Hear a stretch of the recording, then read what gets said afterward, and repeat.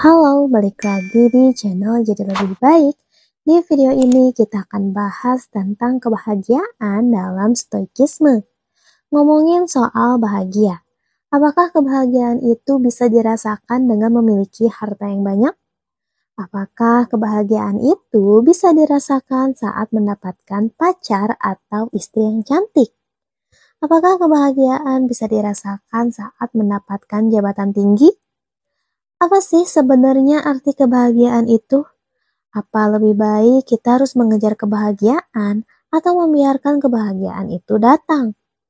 By the way, semua orang di bumi ini pasti mencari kebahagiaan, ya kan? Kak, saya kok nggak bahagia-bahagia ya? Kak, saya udah punya segalanya tapi kok tetap nggak bahagia?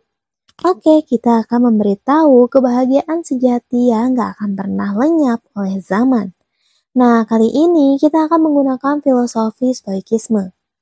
Sebuah filosofi yang sangat amat relate dengan kehidupan zaman sekarang yang penuh dengan segala kehedonan, ketamakan, keegoisan, dan hal-hal menyebalkan lainnya.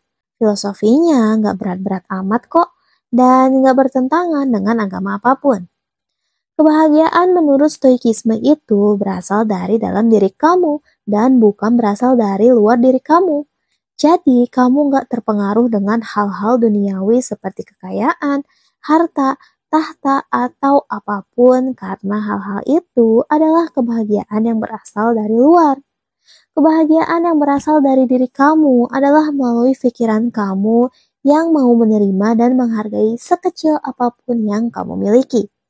Kamu juga bisa bahagia saat kamu nggak menerima atau nggak ada emosi negatif di dalam diri kamu.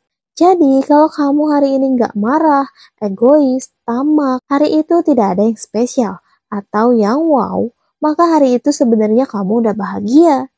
So, kamu tahu kan kenapa ada orang kaya yang hartanya udah bejibun, rumahnya udah puluhan tingkat, mobilnya udah mobil Eropa yang sampai miliaran, tapi dia nggak juga bahagia. Sebenarnya kenapa sih? Yap, karena dia mengejar kebahagiaan yang berasal dari luar dirinya.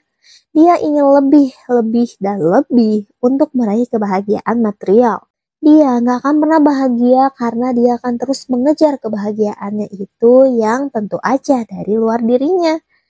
Bagaimana dengan orang-orang yang kerjaannya nggak menghasilkan pendapatan yang banyak? Kayak tukang kayu, pemijit badan, tukang servis, penjual telur gulung, atau bahkan guru honorer yang gajinya terkadang di bawah UMR. Apakah mereka bisa bahagia? Bisa dong. Asalkan kebahagiaan menurut mereka ini bukan dari pendapatan atau berapa harta yang mereka punya, melainkan dari kesukaan dan manfaatnya bagi banyak orang. Contohnya deh, guru honorer. Kita sendiri tahu kan kalau guru honorer di Indonesia pendapatannya gimana? Nah, kalau guru honorer punya prinsip mengejar harta untuk mencapai kebahagiaan, maka guru honorer tersebut nggak akan pernah bahagia. Karena kebahagiaan yang dia peroleh berasal dari dunia material yang di luar kendalinya. Sementara, kalau guru honorer itu memegang prinsip kebahagiaan bisa didapat kalau dia berhasil mencerdaskan, mendidik, dan mentransfer ilmu yang dia miliki kepada siswi-siswinya, maka dia akan selamanya bahagia. Kenapa? Karena yang ia kejar bukanlah yang berasal dari luar, melainkan yang berasal dari dalam dirinya. Apakah ini berarti stoikisme mengajarkan kita untuk tidak terlalu bersemangat dalam bekerja dan mencari nafkah? Gak juga. Stoikisme tidak mengatakan begitu.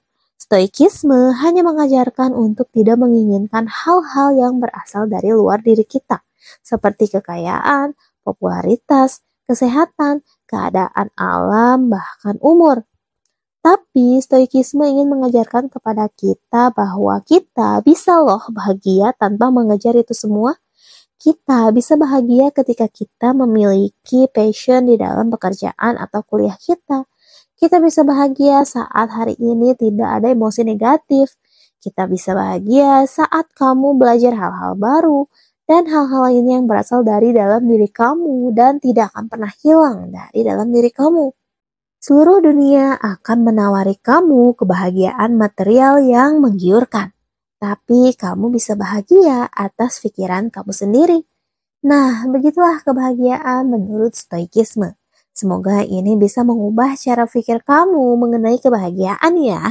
Kita semua bisa bahagia kok kalau kita berhasil mengendalikan pikiran kita sendiri. So, semangat terus ya. Semoga video ini bermanfaat. Terima kasih sudah menonton.